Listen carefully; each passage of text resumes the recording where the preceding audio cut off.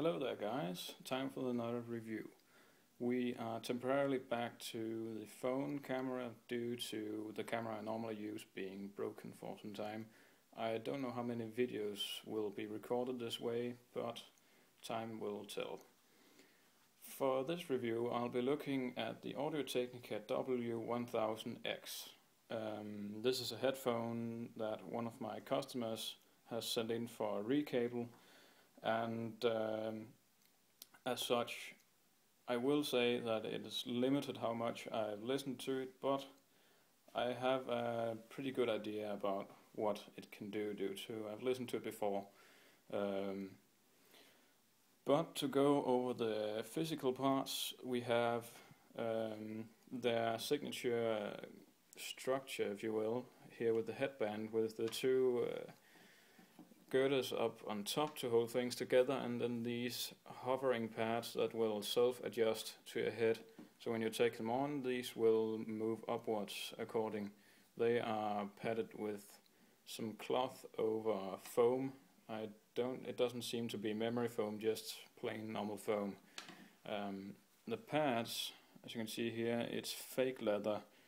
I would expect more from such an expensive headphone, but it's pretty nice and does its job fairly well. It doesn't seal all that good, but it does block out a bit of noise. The cups, however, are beautiful. They are made of cherry wood that has a highly polished gloss finish, piano-like gloss, with the Grandioso name on it, which is their name for the series. The rest of the headphone is made of a mix of metal up here, and the ring that holds the cup is also metal, but this part that connects them is just made of plastic, just like these pads.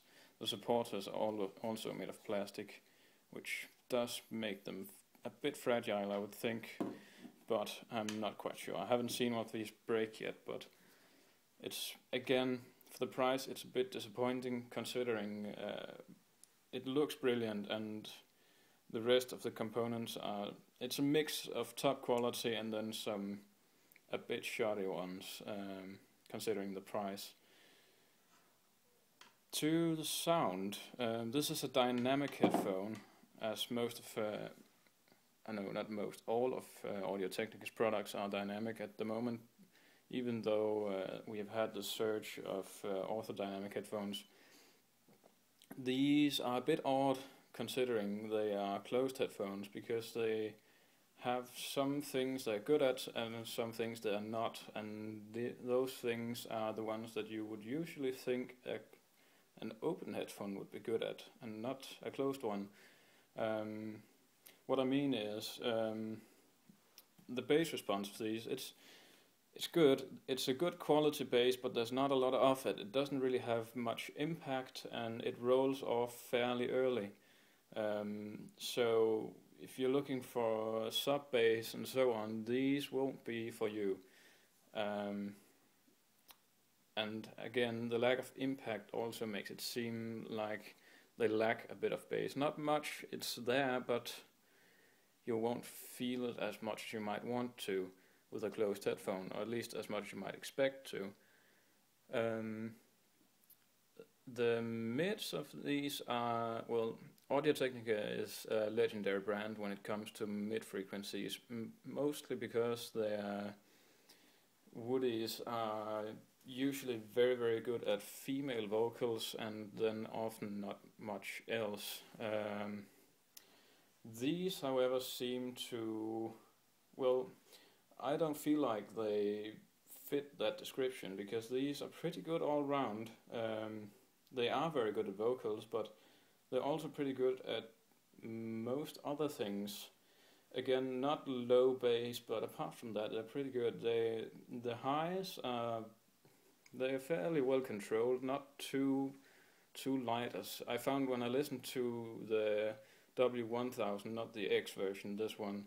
The other one, which has the completely red cups, that one seemed a bit, well, not a bit, very tinny and very, very light in the sound. This one doesn't. This seems fairly neutral.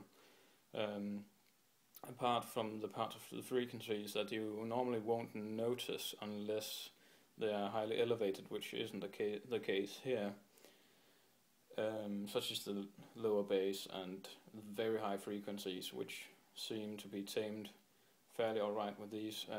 When I open them up, they are dampened, so that might explain why the higher frequencies, they're not as sharp as you might find with some of the earlier models. But another thing is their drivers are angled. Most manufacturers are beginning to realize that that is an important thing to do, but Audio-Technica seems to have had it down for some time. They're actually very, very angled compared to most headphones nowadays just have angled pads, making the drivers angled a bit compared to the ears. In these, you can't see it because there's a cloth covering the inside, but the drivers actually angled very much inside the cup itself. And that gives a very good soundstage for a closed headphone, and fairly precise as well, which is a general thing you will find with this headphone. It seems to be a very precise headphone, quite detailed, not as much as you would find with the open headphones that it sounds a bit like, but overall I'd say if you love the sound of an open headphone but can't use one because you are in an area where either there's noise around you or other people that you might bother with it, these headphones might be for you, because they seem to imitate the sound of an open headphone whilst being a closed one, which it's rare. So expect the sound of an open headphone, not a closed one. So if you're looking for a closed headphone, these are not for you. You might look for something else. But again, if you want something that's good for vocals, has a fairly airy sound for a closed headphone, not a hard-hitting, overly expressed bass and so on, generally just a classic headphone experience, then this might be for you. Yeah, I definitely recommend it if that's what you're into. If not, you may want to look elsewhere. That's all for now. Feel free to ask any questions you would like to, well, know about in the comments, and please thumbs up and subscribe if you would like more videos.